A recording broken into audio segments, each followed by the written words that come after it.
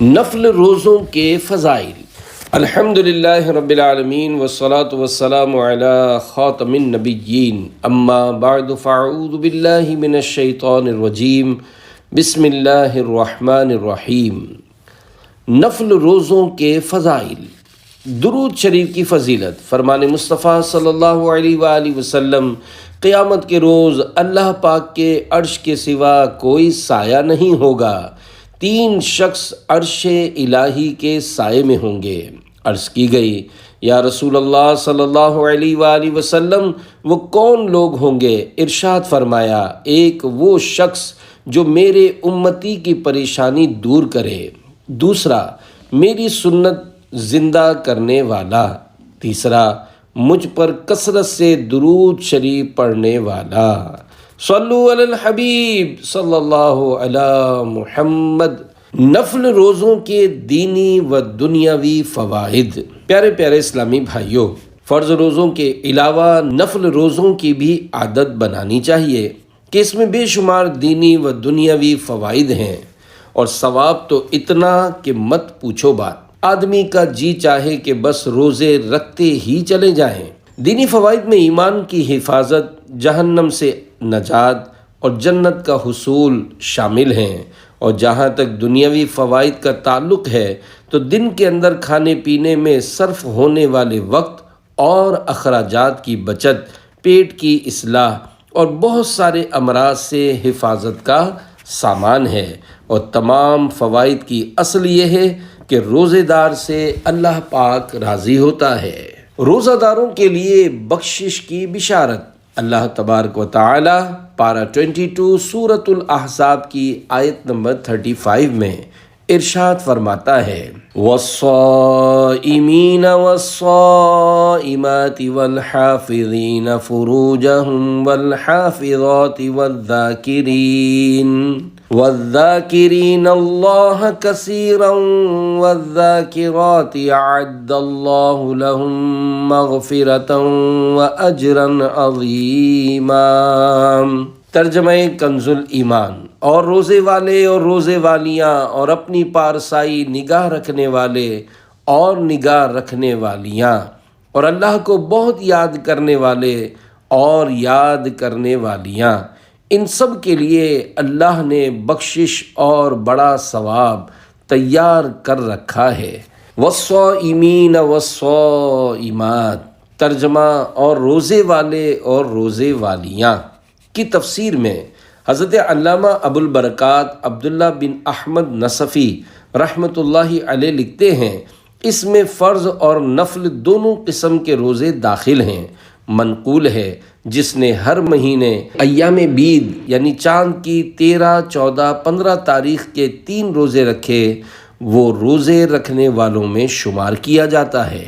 اللہ تبارک و تعالی پارہ 29 سورۃ الحاقہ کی آیت نمبر 24 میں ارشاد فرماتا ہے، کُلُوا وَاشْرَبُوا هَنِيئًا بِمَا أَسْلَفْتُمْ فِي الْأَيَّامِ الْخَالِيَةِ۔ ترجمہ کنز ایمان۔ کھاؤ اور پیو رچتا ہوا صلہ اس کا جو تم نے گزرے دنوں میں آگے بھیجا۔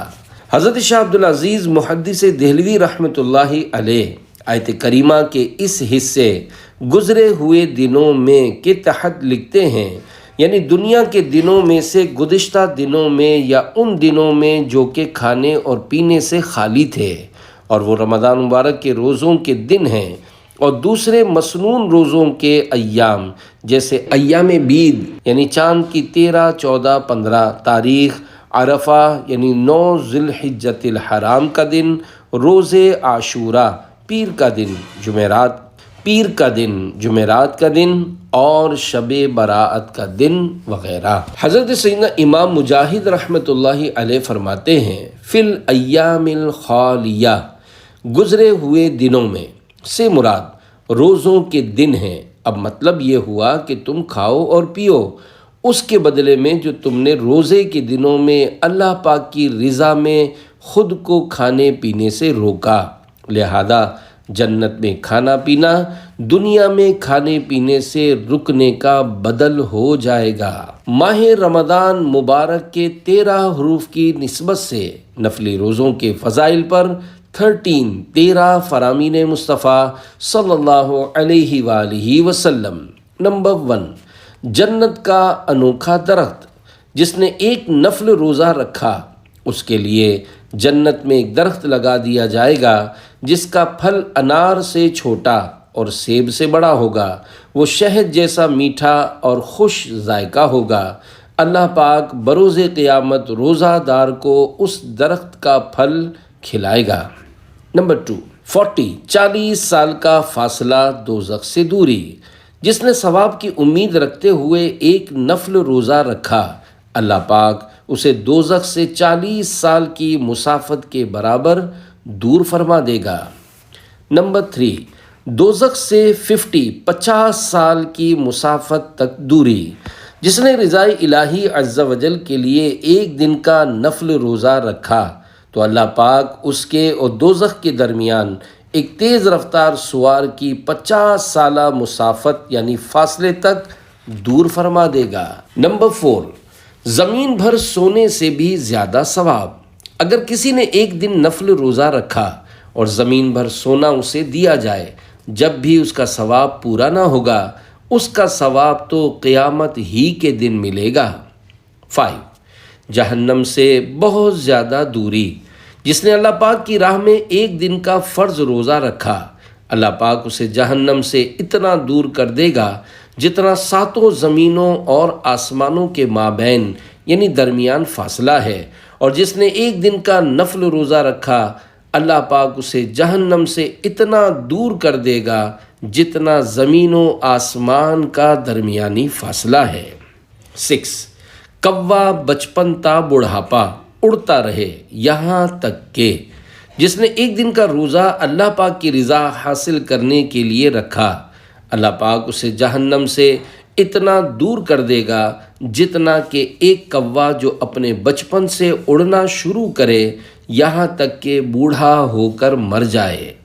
7، روزے جیسا کوئی عمل نہیں۔ حضرت سیدنا ابو امامہ رضی اللہ عنہ فرماتے ہیں، میں نے عرض کی، یا رسول اللہ صلی اللہ علیہ وآلہ وسلم، مجھے ایسا عمل بتائیے جس کے سبب جنت میں داخل ہو جاؤں۔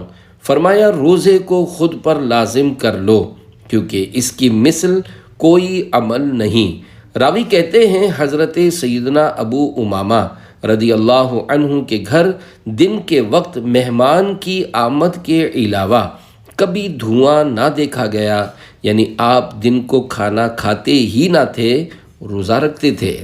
نمبر 8، روزہ رکھو تندرست ہو جاؤ گے۔ سومو تصحو، یعنی روزہ رکھو تندرست ہو جاؤ گے۔ نمبر 9، محشر میں روزہ داروں کے مزے۔ قیامت کے دن جب روزے دار قبروں سے نکلیں گے تو وہ روزے کی بو سے پہچانے جائیں گے۔ ان کے لیے دسترخوان لگایا جائے گا اور انہیں کہا جائے گا، کھاؤ، کل تم بھوکے تھے، پیو، کل تم پیاسے تھے، آرام کرو، کل تم تھکے ہوئے تھے۔ پس وہ کھائیں گے، پیئیں گے اور آرام کریں گے، حالانکہ لوگ حساب کی مشقت اور پیاس میں مبتلا ہوں گے۔ نمبر 10، تو وہ جنت میں داخل ہوگا جو لا الہ الا اللہ کہتے ہوئے انتقال کر گیا تو وہ جنت میں داخل ہوگا، اور جس نے کسی دن اللہ پاک کی رضا کے لیے روزہ رکھا اسی پر اس کا خاتمہ ہوا تو وہ داخل جنت ہوگا، اور جس نے اللہ پاک کی رضا کے لیے صدقہ کیا اسی پر اس کا خاتمہ ہوا تو وہ داخل جنت ہوگا۔ 11، جب تک روزے دار کے سامنے کھانا کھایا جاتا ہے۔ حضرت سیدنا ام عمارہ بنت کعب رضی اللہ عنہا فرماتی ہیں، سلطان دو جہان، شہنشاہ کون و مکان، رحمت عالمیان صلی اللہ علیہ وآلہ وسلم میرے یہاں تشریف لائے۔ میں نے کھانا پیش کیا تو ارشاد فرمایا، تم بھی کھاؤ۔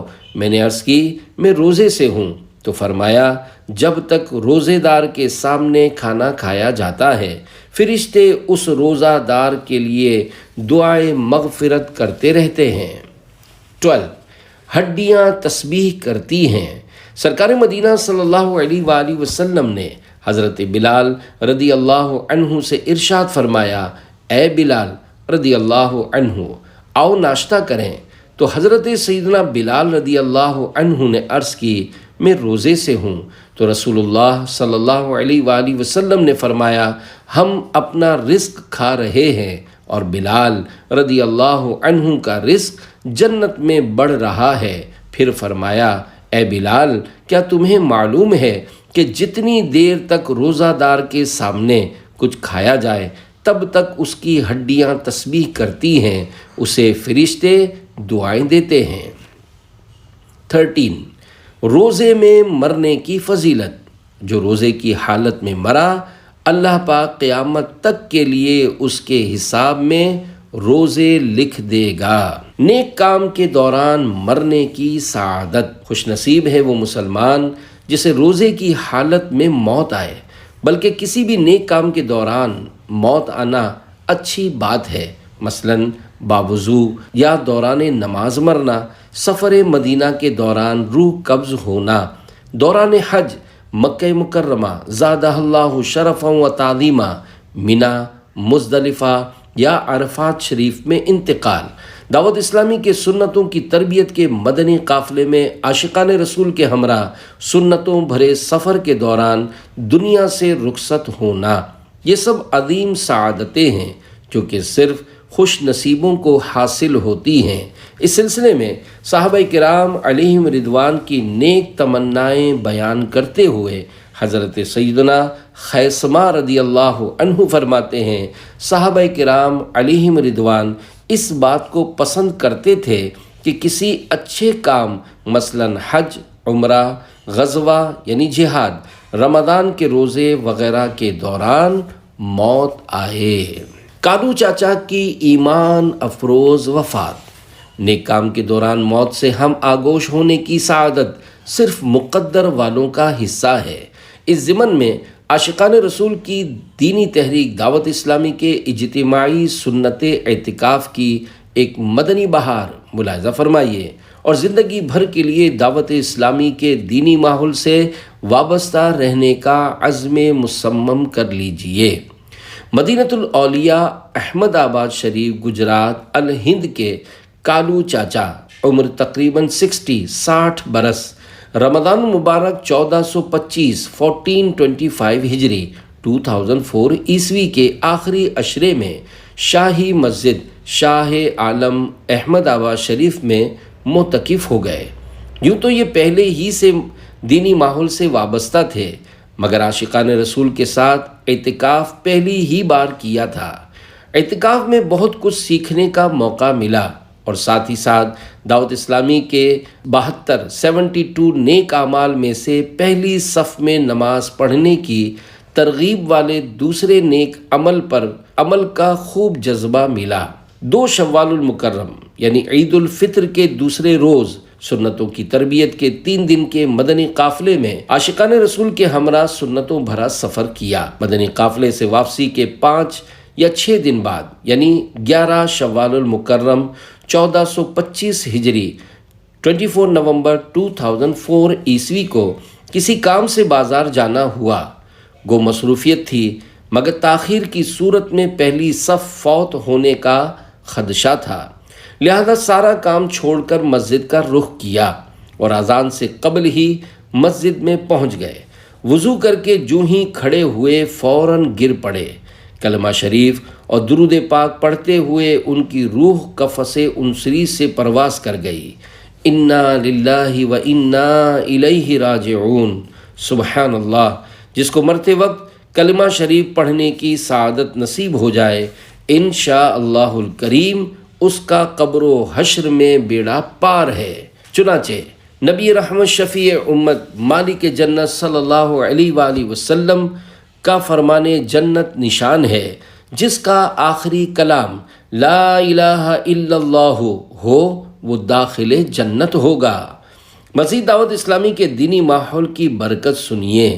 انتقال کے چند روز بعد ان کے فرزند نے خواب میں دیکھا کہ والد مرحوم سفید لباس میں ملبوس، سر پر سبز عمامہ شریف کا تاج سجائے مسکراتے ہوئے فرما رہے ہیں، بیٹا دعوت اسلامی کے دینی کاموں میں لگے رہو کہ اسی دینی ماحول کی برکت سے مجھ پر کرم ہوا ہے۔ موت فضل خدا سے ہو ایمان پر، دینی ماحول میں کر لو تم اعتکاف، رب کی رحمت سے جنت میں پاؤ گے گھر، دینی ماحول میں کر لو تم اعتکاف۔ صلو علی الحبیب صلی اللہ علی محمد۔ سخت گرمی میں روزے کی فضیلت۔ حکایت: حضرت سیدنا ابن عباس رضی اللہ عنہما فرماتے ہیں کہ سرکار مدینہ منورہ سردار مکہ مکرمہ صلی اللہ علیہ وآلہ وسلم نے حضرت سیدنا ابو موسیٰ رضی اللہ عنہ کو ایک سمندری جہاد میں بھیجا۔ ایک اندھیری رات میں جب کشتی کے بادبان اٹھا دیے گئے تو ہاتف غیب نے پکارا، اے سفینے والو ٹھہرو، کیا میں تمہیں نہ بتاؤں کہ اللہ پاک نے اپنے ذمہ کرم پر کیا لیا ہے؟ حضرت سیدنا ابو موسیٰ رضی اللہ عنہ نے فرمایا، اگر تم بتا سکتے ہو تو ضرور بتاؤ۔ اس نے کہا، اللہ پاک نے اپنے ذمہ کرم پر لے لیا ہے کہ جو شدید گرمی کے دن اپنے آپ کو اللہ پاک کے لیے پیاسا رکھے، اللہ پاک اسے سخت پیاس والے دن یعنی قیامت میں سیراب کرے گا۔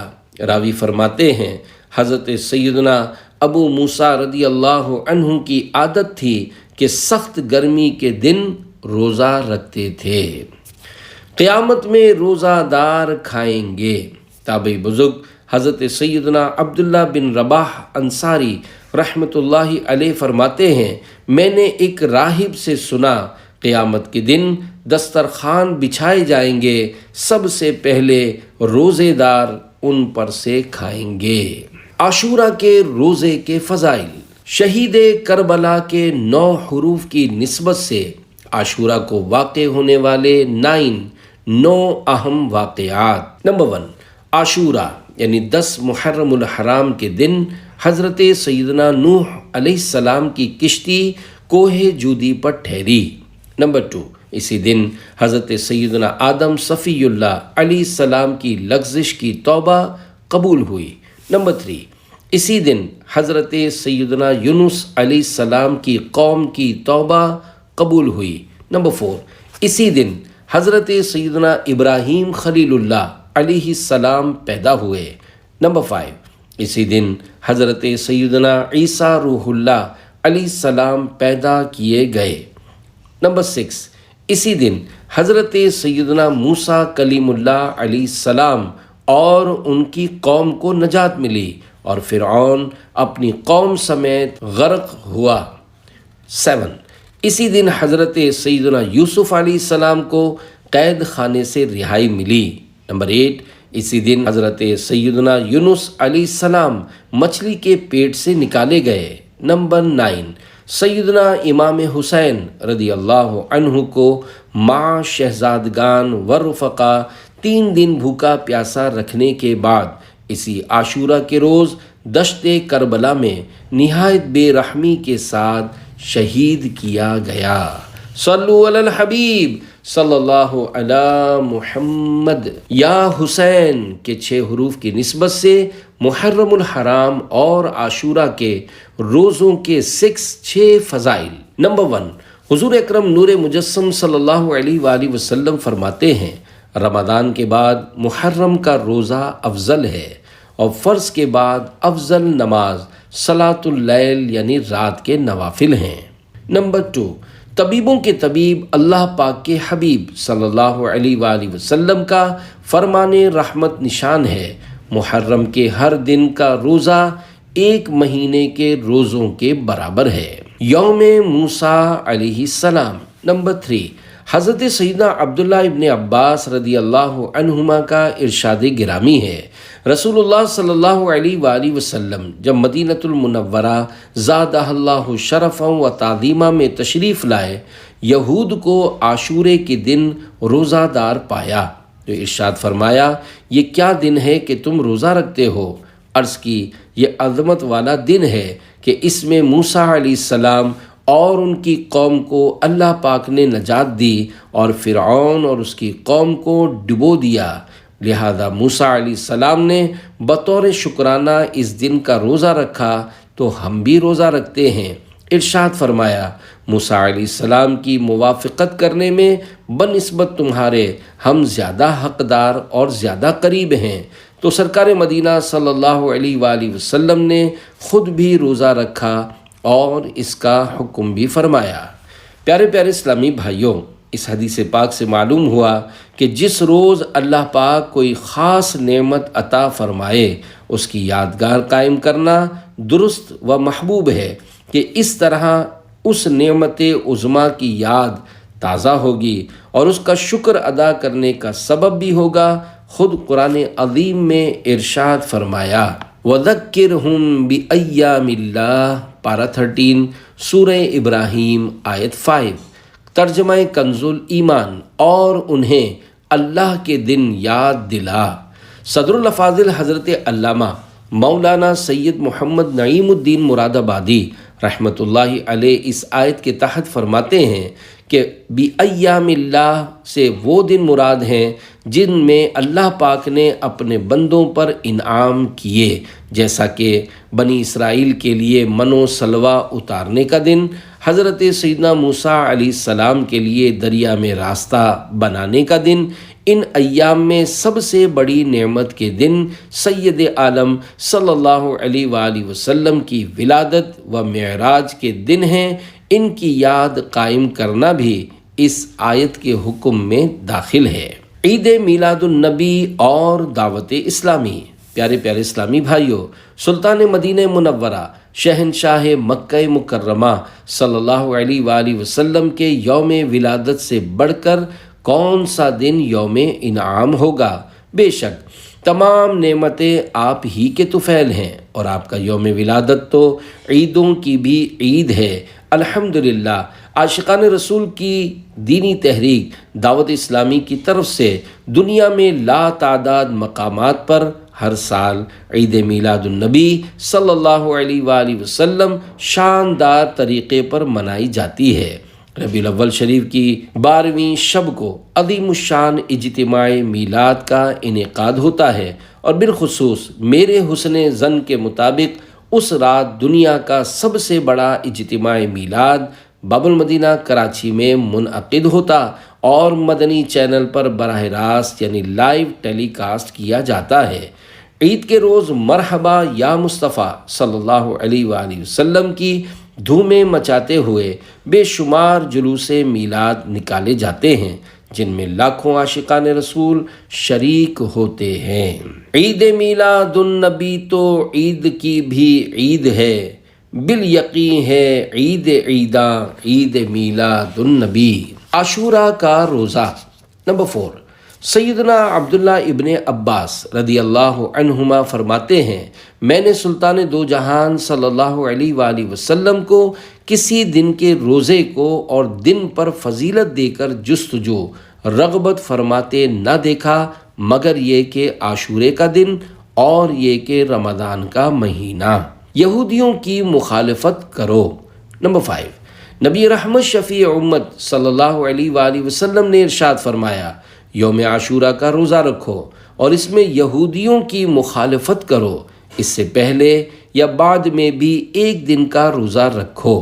عاشورے کا روزہ جب بھی رکھیں تو ساتھ ہی 9ویں یا 11ویں محرم الحرام کا روزہ بھی رکھ لینا بہتر ہے۔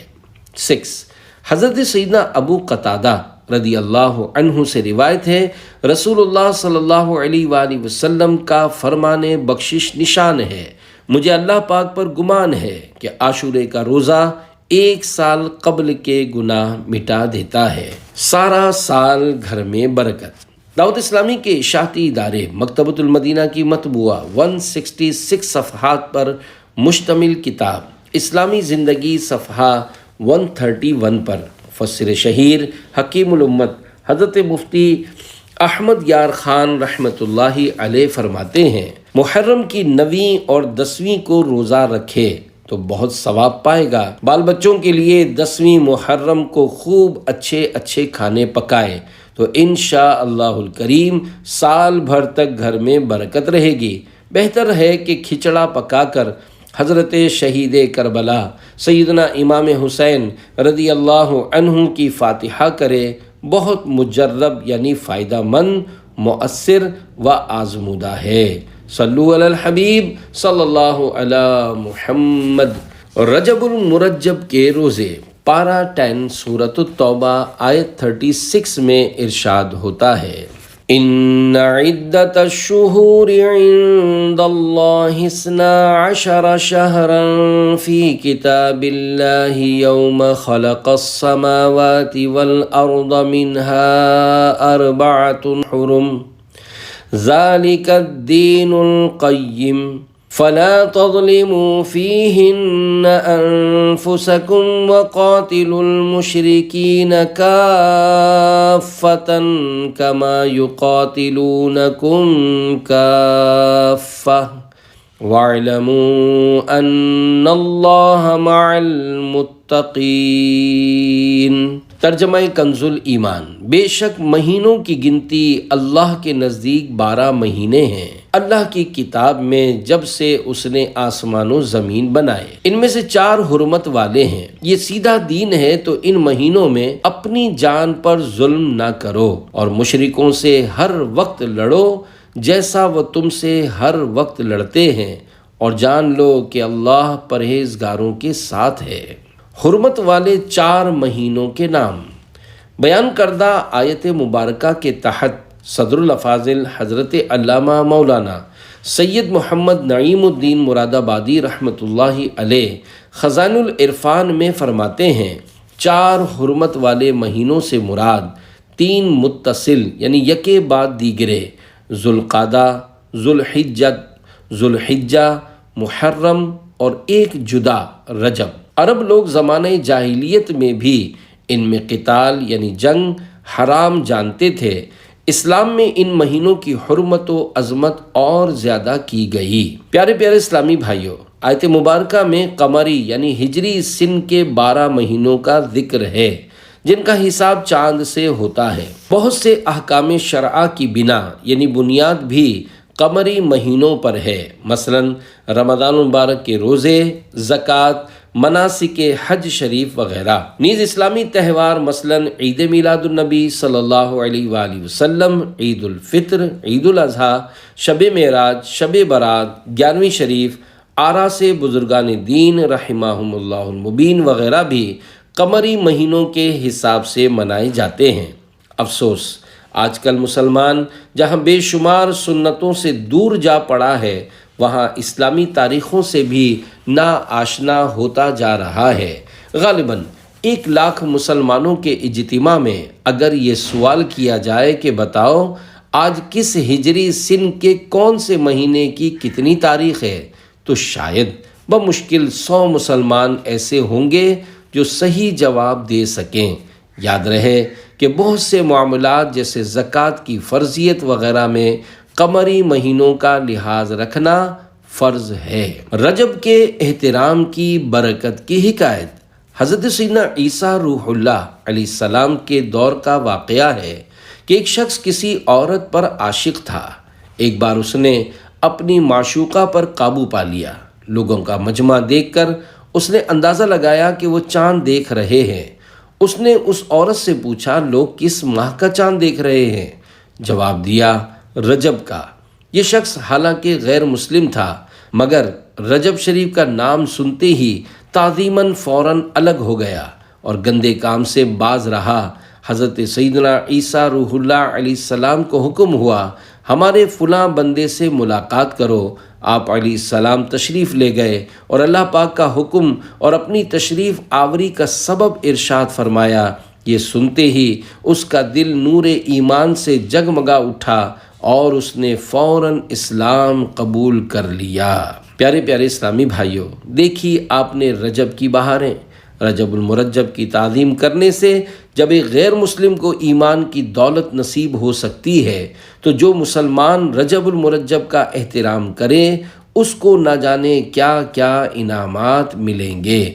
قرآن پاک میں حرمت یعنی عزت والے مہینوں میں اپنی جانوں پر ظلم کرنے سے روکا گیا ہے، چنانچہ نور العرفان میں فلا تظلموا فیہن انفسکم ترجمہ کنز ایمان تو ان مہینوں میں اپنی جان پر ظلم نہ کرو کے تحت ہے، یعنی خصوصیت سے ان 4 مہینوں میں گناہ نہ کرو۔ اللہ کا مہینہ، فرمان مصطفیٰ صلی اللہ علیہ وآلہ وسلم، رجب شہر اللہ تعالی و شعبان شہری و رمضان شہر امتی، یعنی رجب اللہ پاک کا مہینہ اور شعبان میرا مہینہ اور رمضان میری امت کا مہینہ ہے۔ رجب میں پریشانی دور کرنے کی فضیلت، حضرت سیدنا عبداللہ ابن زبیر رضی اللہ عنہ سے روایت ہے کہ جو ماہ رجب میں کسی مسلمان کی پریشانی دور کرے تو اللہ پاک اس کو جنت میں ایک ایسا محل عطا فرمائے گا جو حد نظر تک وسیع ہوگا۔ تم رجب کا اکرام یعنی احترام کرو، اللہ پاک تمہارا 1000 کرامتوں کے ساتھ اکرام فرمائے گا۔ 2 سال کی عبادت کا ثواب، حضرت سیدنا انس رضی اللہ عنہ سے مروی ہے، سرکار نامدار دو عالم کے مالک و مختار بإذن پروردگار صلی اللہ علیہ وآلہ وسلم کا فرمان مشک بار ہے، جس نے ماہ حرام میں 3 دن جمعرات، جمعہ اور ہفتہ یعنی سنیچر کے روزے رکھے، اس کے لیے 2 سال کی عبادت کا ثواب لکھا جائے گا۔ پیارے پیارے اسلامی بھائیوں، یہاں ماہ حرام سے یہی 4 ماہ یعنی ذوالقعدہ، ذوالحجہ، محرم الحرام اور رجب المرجب مراد ہیں۔ ان 4 مہینوں میں سے جس ماہ میں بھی بیان کردہ 3 دنوں کا روزہ رکھیں گے، انشاءاللہ الکریم 2 سال کی عبادت کا ثواب پائیں گے۔ تیرے کرم سے اے کریم مجھے کون سی شے ملی نہیں، جھولی ہی میری تنگ ہے تیرے یہاں کمی نہیں۔ صلو علی الحبیب صلی اللہ علی محمد۔ رجب کے مختلف نام اور معانی۔ رجب دراصل ترجیب سے مشتق یعنی نکلا ہے، اس کے معنی ہیں تعظیم کرنا۔ اس کو العصب یعنی تیز بہاؤ بھی کہتے ہیں، اس لیے کہ اس ماہ مبارک میں توبہ کرنے والوں پر رحمت کا بہاؤ تیز ہو جاتا اور عبادت کرنے والوں پر قبولیت کے انوار کا فیضان ہوتا ہے۔ اسے العصم یعنی بہرا بھی کہتے ہیں، کیونکہ اس میں جنگ و جدل کی آواز بالکل سنائی نہیں دیتی۔ رجب کے 3 حروف کی بھی کیا بات ہے، سبحان اللہ عز وجل۔ پیارے پیارے اسلامی بھائیوں، ماہ رجب المرجب کی بہاروں کی تو کیا بات ہے، مکاشفۃ القلوب میں ہے۔ بزرگان دین رحمہم اللہ المبین فرماتے ہیں، رجب میں 3 حروف ہیں، را، جیم، با۔ را سے مراد رحمت الہی عز وجل، جیم سے مراد بندے کا جرم، با سے مراد بر یعنی احسان۔ گویا اللہ پاک فرماتا ہے، میرے بندے کے جرم کو میری رحمت اور احسان کے درمیان کر دو۔ عصیاں سے کبھی ہم نے کنارہ نہ کیا، پر تو نے دل آزردہ ہمارا نہ کیا۔ ہم نے تو جہنم کی بہت کی تجویز، لیکن تیری رحمت نے گوارا نہ کیا۔ عبادت کا بیج بونے کا مہینہ۔ حضرت سیدنا علامہ صفوری رحمۃ اللہ علیہ فرماتے ہیں، رجب المرجب بیج بونے کا، شعبان المعظم آب پاشی یعنی پانی دینے کا، اور رمضان مبارک فصل کاٹنے کا مہینہ ہے۔ لہذا جو رجب المرجب میں عبادت کا بیج نہ بوئے اور شعبان المعظم میں اسے آنسوؤں سے سیراب نہ کرے، وہ رمضان مبارک میں فصل رحمت کیوں کر کاٹ سکے گا۔ مزید فرماتے ہیں، رجب المرجب جسم کو، شعبان المعظم دل کو، اور رمضان مبارک روح کو پاک کرتا ہے۔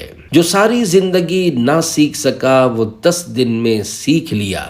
پیارے پیارے اسلامی بھائیوں، رجب المرجب میں عبادت اور روزوں کا ذہن بنانے کے لیے دعوت اسلامی کے دینی ماحول سے وابستہ رہیے، سنتوں کی تربیت کے مدنی قافلوں کے مسافر بنیے اور اجتماعی اعتکاف میں حصہ لیجیے۔ انشاءاللہ الکریم آپ کے دونوں جہاں سنور جائیں گے۔ ترغیباً ایک خوشگوار مدنی بہار آپ کے گوش گزار کرتا ہوں۔ سعید آباد بلدیہ ٹاؤن باب المدینہ کراچی کے ایک اسلامی بھائی ان دنوں میٹرک کے طالب علم تھے۔ وہ اپنے مکان مالک جو کہ دعوت اسلامی والے تھے، ان کی انفرادی کوشش سے ان کے ساتھ عاشقان رسول کی دینی تحریک دعوت اسلامی کے تحت غوثیہ مسجد نیو سعید آباد میمن کالونی میں ہونے والے رمضان المبارک کے آخری عشرے کے اعتکاف میں بیٹھ گئے۔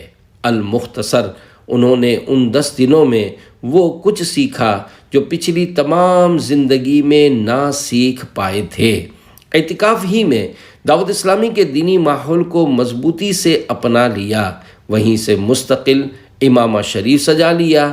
عید کے دوسرے دن عاشقان رسول کے ساتھ مدنی قافلوں میں سنتوں بھرا سفر کیا۔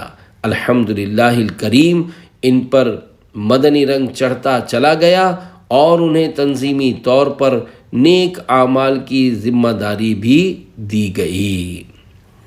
رحمتیں لوٹنے کے لیے آؤ تم، دینی ماحول میں کر لو تم اعتکاف، سنتیں سیکھنے کے لیے آؤ تم، دینی ماحول میں کر لو تم اعتکاف۔ صلو علی الحبیب صلی اللہ علی محمد۔ 5 بابرکت راتیں حضرت سیدنا ابو امامہ رضی اللہ عنہ سے مروی ہے کہ نبی کریم رؤوف الرحیم صلی اللہ علیہ وآلہ وسلم کا فرمان عظیم ہے، 5 راتیں ایسی ہیں جس میں دعا رد نہیں کی جاتی۔ نمبر 1 رجب کی پہلی یعنی چاند رات۔ نمبر 2 شعبان کی 15ویں رات یعنی شب برات۔ نمبر 3 شب جمعہ یعنی جمعرات اور جمعہ کی درمیانی رات۔ نمبر 4 عید الفطر کی چاند رات۔ نمبر 5 عید الاضحیٰ کی یعنی ذوالحجہ کی 10ویں رات۔ جنت میں لے جانے والی 5 راتیں۔ حضرت سیدنا خالد بن معدان رحمۃ اللہ علیہ فرماتے ہیں، سال میں 5 راتیں ایسی ہیں جو ان کی تصدیق کرتے ہوئے بنیت ثواب ان کو عبادت میں گزارے گا، اللہ پاک اسے داخل جنت فرمائے گا۔ نمبر 1 رجب کی پہلی رات کہ اس رات میں عبادت کرے اور اس کے دن میں روزہ رکھے۔ نمبر 2 شعبان کی 15ویں رات یعنی شب براءت کہ اس رات میں عبادت کرے اور دن میں روزہ رکھے۔ نمبر 3 4 عیدین کی راتیں یعنی عید الفطر کی چاند رات اور شب عید الاضحیٰ یعنی 9 اور 10 ذوالحجہ کی درمیانی رات کہ ان راتوں میں عبادت کرے اور دن میں روزہ نہ رکھے۔ عیدین میں روزہ رکھنا ناجائز ہے۔ اور نمبر 5 شب عاشوراء یعنی محرم الحرام کی 10ویں شب کہ اس رات میں عبادت کرے اور دن میں روزہ رکھے۔ پہلا روزہ 3 سال کے گناہوں کا کفارہ۔ فرمان مصطفیٰ صلی اللہ علیہ وآلہ وسلم، رجب کے پہلے دن کا روزہ 3 سال کا کفارہ ہے، اور دوسرے دن کا روزہ 2 سال کا، اور تیسرے دن کا 1 سال کا کفارہ ہے، پھر ہر دن کا روزہ 1 ماہ کا کفارہ ہے۔ یہاں گناہ کا کفارہ سے مراد یہ ہے کہ یہ روزے گناہ صغیرہ کی معافی کا ذریعہ بن جاتے ہیں۔ جنتی محل۔ تابعی بزرگ حضرت سیدنا ابو قلابہ رحمۃ اللہ علیہ فرماتے ہیں، رجب کے روزہ داروں کے لیے جنت میں ایک محل ہے، ایک جنتی نہر کا نام رجب ہے۔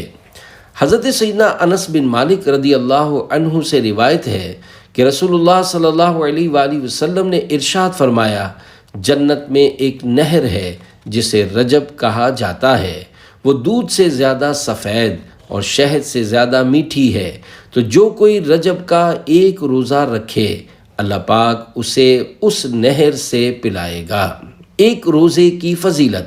حضرت علامہ شیخ عبدالحق محدث دہلوی رحمۃ اللہ علیہ نقل کرتے ہیں کہ سلطان مدینہ قرار قلب و سینہ صلی اللہ علیہ وآلہ وسلم کا فرمان با قرینہ ہے، ماہ رجب حرمت والے مہینوں میں سے ہے، اور چھٹے آسمان کے دروازے پر اس مہینے کے دن لکھے ہوئے ہیں، اگر کوئی شخص رجب میں 1 روزہ رکھے اور اسے پرہیزگاری سے پورا کرے تو وہ دروازہ اور وہ روزے والا دن اس بندے کے لیے اللہ پاک سے مغفرت طلب کریں گے اور عرض کریں گے یا اللہ پاک اس بندے کو بخش دے، اور اگر وہ شخص بغیر پرہیزگاری کے روزہ گزارتا ہے تو پھر وہ دروازہ اور دن اس کی بخشش کی درخواست نہیں کرتے اور اس شخص سے کہتے ہیں اے بندے تیرے نفس نے تجھے دھوکہ دیا۔ پیارے پیارے اسلامی بھائیوں، معلوم ہوا کہ روزے کا مقصود اصلی تقوی اور پرہیزگاری اور اپنے اعضائے بدن کو گناہوں سے بچانا ہے۔ اگر روزہ رکھنے کے باوجود بھی نافرمانیوں کا سلسلہ جاری رہا تو پھر بڑی محرومی کی بات ہے۔ کشتی نوح میں رجب کے روزے کی بہار۔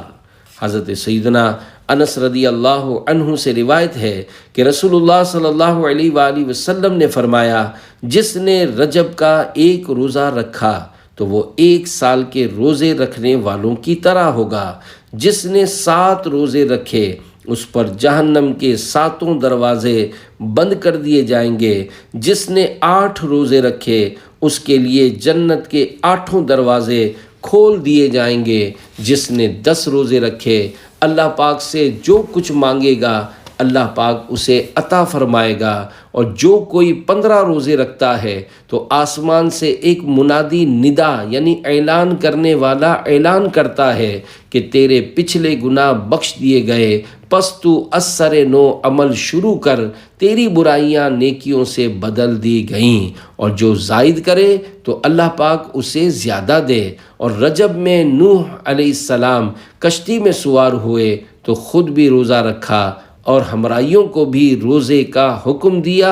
ان کی کشتی 10 محرم تک 6 ماہ برسر سفر رہی۔ 100 سال کے روزوں کا ثواب۔ 27ویں رجب المرجب کی عظمتوں کے کیا کہنے۔ اسی تاریخ میں ہمارے پیارے پیارے میٹھے میٹھے آقا مکی مدنی مصطفیٰ صلی اللہ علیہ وآلہ وسلم کو معراج شریف کا عظیم الشان معجزہ عطا ہوا۔ 27ویں رجب شریف کے روزے کی بڑی فضیلت ہے، جیسا کہ حضرت سیدنا سلمان فارسی رضی اللہ عنہ سے مروی ہے، اللہ پاک کے محبوب دانائے غیوب صلی اللہ علیہ وآلہ وسلم کا فرمان ذی شان ہے، رجب میں 1 دن اور رات ہے، جو اس دن روزہ رکھے اور رات قیام یعنی عبادت کرے تو گویا اس نے 100 سال کے روزے رکھے، 100 برس کی شب بیداری کی، اور یہ رجب کی 27 تاریخ ہے۔ 27ویں شب کے 12 نوافل کی فضیلت۔ حضرت سیدنا انس رضی اللہ عنہ سے روایت ہے کہ رسول اللہ صلی اللہ علیہ وآلہ وسلم نے فرمایا، رجب میں ایک رات ہے کہ اس میں نیک عمل کرنے والے کو 100 برس کی نیکیوں کا ثواب ہے، اور وہ رجب کی 27ویں شب ہے۔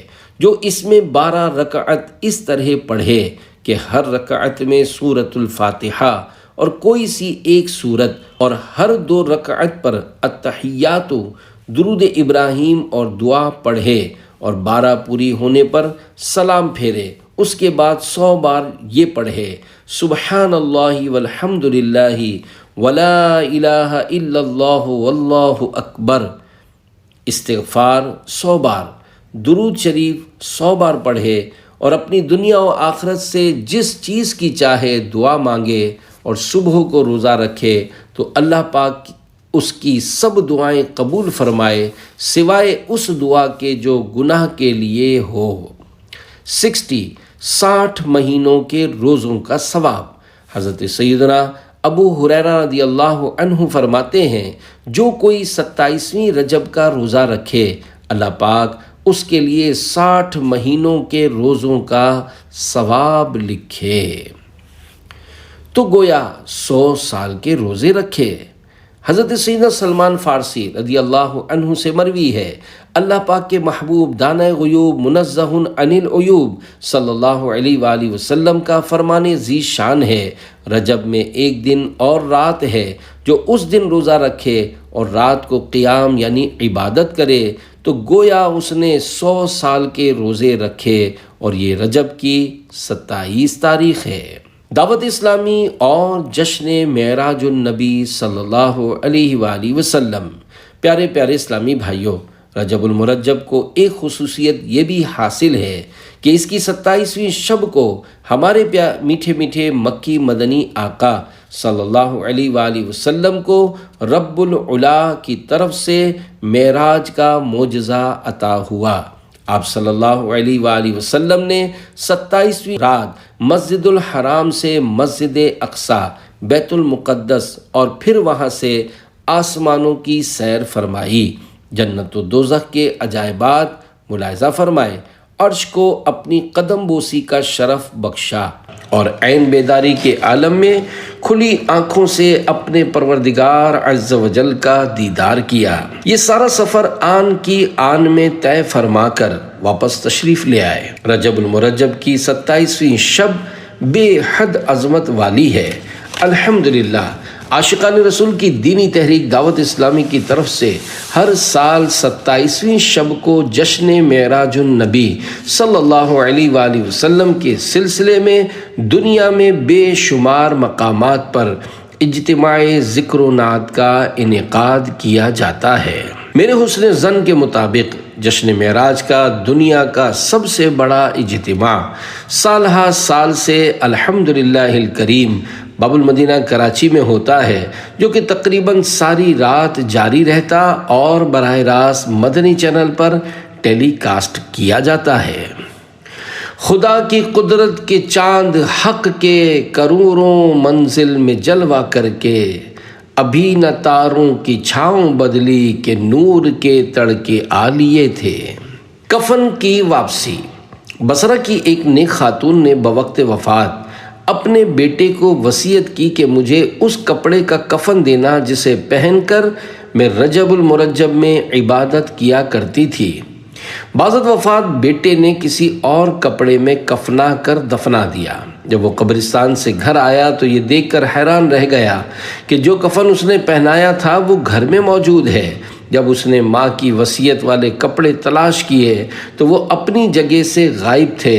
اتنے میں ایک غیبی آواز گونج اٹھی، اپنا کفن واپس لے لو، ہم نے اس کو اسی کپڑے میں کفنایا ہے جس کی اس نے وصیت کی تھی۔ جو رجب کے روزے رکھتا ہے ہم اس کو قبر میں رنجیدہ نہیں رہنے دیتے۔ اللہ رب العزت کی ان پر رحمت ہو اور ان کے صدقے ہماری بے حساب مغفرت ہو۔ صلو علی الحبیب صلی اللہ علی محمد۔ لاڈ پیار نے ڈھیٹ بنا دیا تھا۔ پیارے پیارے اسلامی بھائیوں، رجب المرجب کے روزوں کی مدنی سوچ بنانے، گناہوں کی عادت چھڑانے اور عبادت کی لذت پانے کے لیے عاشقان رسول کی دینی تحریک دعوت اسلامی کے مدنی قافلے میں عاشقان رسول کے ہمراہ سنتوں بھرے سفر کا معمول بنا لیجئے۔ ترغیب کے لیے مدنی قافلے کی ایک مدنی بہار آپ کے گوش گزار کی جاتی ہے۔ شاہدرہ مرکز الاولیاء لاہور کے ایک اسلامی بھائی اپنے والدین کے اکلوتے بیٹے تھے۔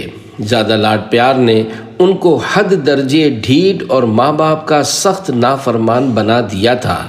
رات گئے تک آوارہ گردی کرتے اور صبح دیر تک سوئے رہتے۔ ماں باپ سمجھاتے تو ان کو جھاڑ دیتے، جس پر وہ بیچارے بعض اوقات رو پڑتے۔ خوش قسمتی سے انہیں دعوت اسلامی والے ایک عاشق رسول سے ملاقات کی سعادت ملی۔ انہوں نے محبت اور پیار سے انفرادی کوشش کرتے ہوئے مدنی قافلے میں سفر کے لیے تیار کیا۔ الحمدللہ الکریم وہ اسلامی بھائی عاشقان رسول کے ہمراہ 3 دن کے مدنی قافلے کے مسافر بن گئے۔ نہ جانے ان عاشقان رسول نے 3 دن کے اندر کیا گھول کر پلا دیا کہ ان کا پتھر نما دل بھی موم بن گیا۔ مدنی قافلے سے نمازی بن کر لوٹے۔ گھر آ کر انہوں نے سلام کیا، والد صاحب کی دست بوسی کی اور امی جان کے قدم چومے۔ گھر والے حیران تھے، اس کو کیا ہو گیا ہے کہ کل تک جو کسی کی بات سننے کے لیے تیار نہیں تھا وہ آج اتنا با ادب بن گیا ہے۔ الحمدللہ الکریم مدنی قافلے میں عاشقان رسول کی صحبت نے انہیں یکسر بدل کر رکھ دیا اور انہیں مسلمانوں کو نماز فجر کے لیے جگانے کی تنظیمی طور پر ذمہ داری کی سعادت ملی۔ بے شک اعمال بد اور افعال بد کی چھٹے عادتیں قافلے میں چلو، کر سفر آئیں گے تو سدھر جائیں گے، اب نہ سستی کریں قافلے میں چلو۔ صلو علی الحبیب صلی اللہ علی محمد۔ صحبت کے متعلق 3 روایات۔ پیارے پیارے اسلامی بھائیوں، دیکھا آپ نے عاشقان رسول کی صحبت نے کس طرح ایک بے نمازی نوجوان کو دوسروں کو نماز کی دعوت دینے والا بنا دیا۔ اس میں کوئی شک نہیں کہ صحبت ضرور رنگ لاتی ہے، اچھی صحبت اچھا اور بری صحبت برا بناتی ہے۔ لہذا صحبت کے متعلق 3 احادیث مبارکہ ملاحظہ فرمائیے۔ نمبر 1، اچھا ساتھی وہ ہے جب تو خدا عز و جل کو یاد کرے تو تیری مدد کرے، اور جب تو بھولے تو یاد دلائے۔ نمبر 2، اچھا ہم نشین یعنی اچھا ساتھی وہ ہے کہ اس کو دیکھنے سے تمہیں اللہ عز و جل یاد آ جائے اور اس کا عمل تمہیں آخرت کی یاد دلائے۔ نمبر 3، امیر المومنین حضرت سیدنا عمر فاروق اعظم رضی اللہ عنہ نے فرمایا، ایسی چیز میں نہ پڑو جو تمہارے لیے مفید نہ ہو، اور دشمن سے الگ رہو اور دوست سے محتاط رہو، مگر جب کہ وہ امین یعنی امانت دار ہو کہ امین کی برابری کا کوئی نہیں، اور امین وہی ہے جو اللہ سے ڈرے، اور فاجر یعنی اللہ و رسول کے نافرمان کے ساتھ نہ رہو کہ وہ تمہیں فجور یعنی نافرمانی سکھائے گا، اور اس کے سامنے بھید کی بات نہ کہو، اور اپنے کام میں ان سے مشورہ لو جو اللہ سے ڈرتے ہیں۔ بری صحبت کی ممانعت، بے نمازیوں، گالیاں بکنے والوں، فلمیں ڈرامے دیکھنے اور گانے باجے سننے والوں، جھوٹ غیبت چغلی وعدہ خلافی کرنے والوں، چوروں، رشوت خوروں، شرابیوں، فاسقوں اور فاجروں، نیز بد مذہبوں اور کافروں کی صحبت میں بیٹھنے سے بچنا چاہیے۔ فتاوی رضویہ جلد 22 صفحہ 237 پر ہے۔ میرے آقا اعلیٰ حضرت رحمت اللہ علیہ کی خدمت میں استفسار کیا، یعنی پوچھا گیا، زانی اور دیوس یعنی جو باوجود قدرت اپنی بیوی یا کسی بھی محرمہ کی بے حیائی کے کاموں کو برقرار رہنے دے سے کہاں تک احتراز یعنی پرہیز کرنا چاہیے؟ جواباً ارشاد فرمایا، زانی و دیوس فاسق ہیں، ان کے پاس اٹھنے بیٹھنے میل جول سے احتراز یعنی بچنا چاہیے۔ یہ جواب دینے کے بعد آپ نے پارہ 7 سورۃ الانعام کی آیت نمبر 68 تحریر فرمائی، جس میں ارشاد خداوندی ہوتا ہے، وَإِمَّا يُنْسِيَنَّكَ الشَّيْطَانُ فَلَا تَقْعُدْ بَعْدَ الذِّكْرَى مَعَ الْقَوْمِ الظَّالِمِينَ۔ ترجمہ کنز الایمان، اور جو کہیں تجھے شیطان بھلا دے تو یاد آئے پر ظالموں کے پاس نہ بیٹھو۔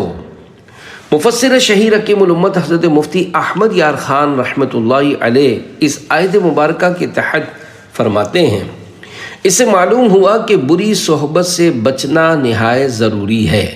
برا یار برے سانپ سے بدتر ہے کہ برا سانپ جان لیتا ہے اور برا یار ایمان برباد کرتا ہے۔ عبادت میں، ریاضت میں، تلاوت میں لگا دے دل، رجب کا واسطہ دیتا ہوں فرما دے کرم مولا۔ صلو علی الحبیب صلی اللہ علی محمد۔ شعبان المعظم کے روزے، آقا کا مہینہ، رسول اکرم نور مجسم صلی اللہ علیہ وآلہ وسلم کا شعبان المعظم کے بارے میں فرمان مکرم ہے، شعبان شہری و رمضان شہر اللہ، یعنی شعبان میرا مہینہ ہے اور رمضان اللہ کا مہینہ ہے۔ شعبان کے 5 حروف کی بہاریں، سبحان اللہ، سبحان اللہ عز و جل۔ ماہ شعبان المعظم کی عظمتوں پر قربان، اس کی فضیلت کے لیے اتنا ہی کافی ہے کہ ہمارے میٹھے میٹھے آقا مکی مدنی مصطفیٰ صلی اللہ علیہ وآلہ وسلم نے اسے میرا مہینہ فرمایا۔ سرکار غوث اعظم شیخ عبد القادر جیلانی حنبلی رحمۃ اللہ علیہ لفظ شعبان کے 5 حروف شین، عین، با، الف، نون کے متعلق نقل فرماتے ہیں۔ شین سے مراد شرف یعنی بزرگی، عین سے مراد علو یعنی بلندی، با سے مراد بر یعنی احسان، الف سے مراد الفت اور نون سے مراد نور ہے۔ تو یہ تمام چیزیں اللہ پاک اپنے بندوں کو اس مہینے میں عطا فرماتا ہے۔ مزید فرماتے ہیں یہ وہ مہینہ ہے جس میں نیکیوں کے دروازے کھول دیے جاتے ہیں، برکتوں کا نزول ہوتا ہے، خطائیں مٹا دی جاتی ہیں اور گناہوں کا کفارہ ادا کیا جاتا ہے، اور خیر البریہ سید الورا جناب محمد مصطفیٰ صلی اللہ علیہ وآلہ وسلم پر درود پاک کی کثرت کی جاتی ہے، اور یہ نبی مختار صلی اللہ علیہ وآلہ وسلم پر درود بھیجنے کا مہینہ ہے۔ صحابہ کرام علیہم رضوان کا جذبہ، حضرت سیدنا انس بن مالک رضی اللہ عنہ فرماتے ہیں شعبان کا چاند نظر آتے ہی صحابہ کرام علیہم رضوان تلاوت قرآن پاک کی طرف خوب متوجہ ہو جاتے، اپنے اموال کی زکوٰۃ نکالتے تاکہ غربا و مساکین مسلمان ماہ رمضان کے روزوں کے لیے تیاری کر سکیں۔ حکام قیدیوں کو طلب کر کے جس پر حد یعنی شرعی سزا جاری کرنا ہوتی اس پر حد قائم کرتے، بقیہ میں سے جن کو مناسب ہوتا انہیں آزاد کر دیتے، تاجر اپنے قرضے ادا کر دیتے اور دوسروں سے اپنے قرضے وصول کر لیتے، یوں ماہ رمضان مبارک سے قبل ہی اپنے آپ کو فارغ کر لیتے، اور رمضان شریف کا چاند نظر آتے ہی غسل کر کے بعض حضرات اعتکاف میں بیٹھ جاتے۔ موجودہ مسلمانوں کا جذبہ، سبحان اللہ عز و جل، پہلے کے مسلمانوں کو عبادت کا کس قدر ذوق ہوتا تھا، مگر افسوس آج کل کے مسلمانوں کو زیادہ تر حصول مال ہی کا شوق ہے۔ پہلے کے مدنی سوچ رکھنے والے مسلمان متبرک ایام یعنی برکت والے دنوں میں رب الانام عز و جل کی زیادہ سے زیادہ عبادت کر کے اس کا قرب حاصل کرنے کی کوشش کرتے تھے، اور آج کل کے بعض مسلمان مبارک دنوں خصوصاً ماہ رمضان مبارک میں دنیا کی ذلیل دولت کمانے کی نئی نئی ترکیبیں سوچتے ہیں۔ اللہ پاک اپنے بندوں پر مہربان ہو کر نیکیوں کا اجر و ثواب خوب بڑھا دیتا ہے، لیکن دنیا کی دولت سے محبت کرنے والے لوگ رمضان مبارک میں اپنی چیزوں کا بھاؤ بڑھا کر غریب مسلمانوں کی پریشانیوں میں اضافہ کر دیتے ہیں۔ 100 کروڑ افسوس خیر خواہی مسلمین کا جذبہ اب دم توڑتا نظر آ رہا ہے۔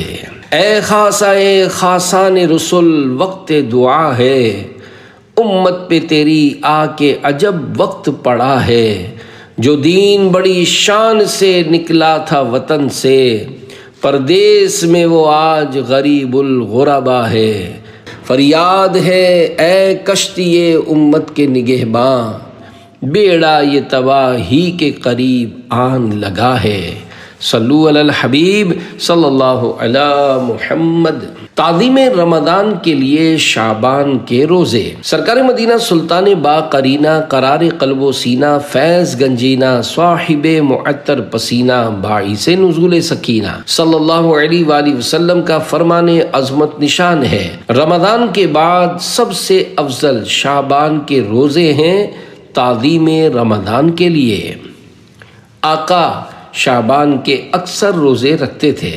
بخاری شریف میں ہے حضرت سیدتنا عائشہ صدیقہ رضی اللہ عنہا فرماتی ہیں رسول اللہ صلی اللہ علیہ وآلہ وسلم شعبان سے زیادہ کسی مہینے میں روزے نہ رکھتے، بلکہ پورے شعبان ہی کے روزے رکھ لیتے اور فرمایا کرتے اپنی استطاعت کے مطابق عمل کرو، یا اللہ پاک اس وقت تک اپنا فضل نہیں روکتا جب تک تم اکتا نہ جاؤ۔ حدیث پاک کی شرح۔ شارح بخاری حضرت علامہ مفتی محمد شریف الحق امجدی رحمۃ اللہ علیہ اس حدیث پاک کے تحت لکھتے ہیں مراد یہ ہے کہ شعبان میں اکثر دنوں میں روزہ رکھتے تھے، اسے تغلیباً یعنی غلبے اور زیادت کے لحاظ سے کل یعنی سارے مہینے کے روزے رکھنے سے تعبیر کر دیا۔ جیسے کہتے ہیں فلاں نے پوری رات عبادت کی جبکہ اس نے رات میں کھانا بھی کھایا اور ضروریات سے فراغت بھی کی ہو، یہاں تغلیباً اکثر کو کل کہہ دیا۔ مزید فرماتے ہیں اس حدیث سے معلوم ہوا کہ شعبان میں جسے قوت ہو وہ زیادہ سے زیادہ روزے رکھے، البتہ جو کمزور ہو وہ روزہ نہ رکھے، کیونکہ اس سے رمضان کے روزوں پر اثر پڑے گا۔ یہی محمل یعنی مراد و مقصد ہے ان احادیث مثلا ترمذی حدیث 738 وغیرہ کا، جن میں فرمایا گیا ہے نصف یعنی آدھے شعبان کے بعد روزہ نہ رکھو۔ مرنے والوں کی فہرست بنانے کا مہینہ۔ حضرت سیدتنا عائشہ صدیقہ رضی اللہ عنہا فرماتی ہیں تاجدار رسالت صلی اللہ علیہ وآلہ وسلم پورے شعبان کے روزے رکھا کرتے تھے۔ فرماتی ہیں کہ میں نے عرض کی یا رسول اللہ صلی اللہ علیہ وآلہ وسلم، کیا سب مہینوں میں آپ صلی اللہ علیہ وآلہ وسلم کے نزدیک زیادہ پسندیدہ شعبان کے روزے رکھنا ہے؟ تو محبوب رب العباد صلی اللہ علیہ وآلہ وسلم نے ارشاد فرمایا، اللہ پاک اس سال مرنے والی ہر جان کو لکھ دیتا ہے اور مجھے یہ پسند ہے کہ میرا وقت رخصت آئے اور میں روزہ دار ہوں۔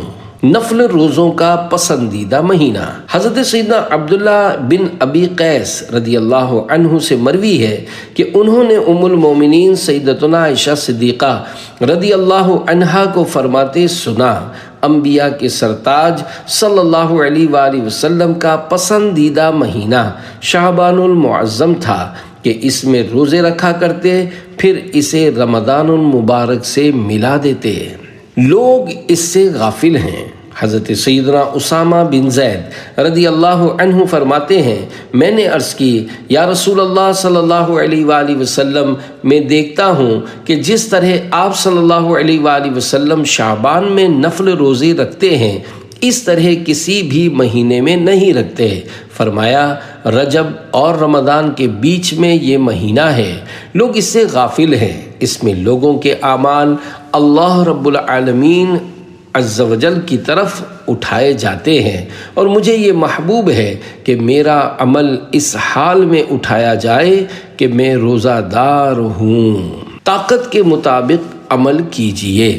ام المومنین حضرت سیدتنا عائشہ صدیقہ رضی اللہ عنہا روایت فرماتی ہیں رسول اللہ صلی اللہ علیہ وآلہ وسلم شعبان سے زیادہ کسی مہینے میں روزے نہ رکھا کرتے تھے کہ پورے شعبان کے ہی روزے رکھا کرتے تھے، اور فرمایا کرتے اپنی استطاعت کے مطابق عمل کرو کہ اللہ پاک اس وقت تک اپنا فضل نہیں روکتا جب تک تم اکتا نہ جاؤ۔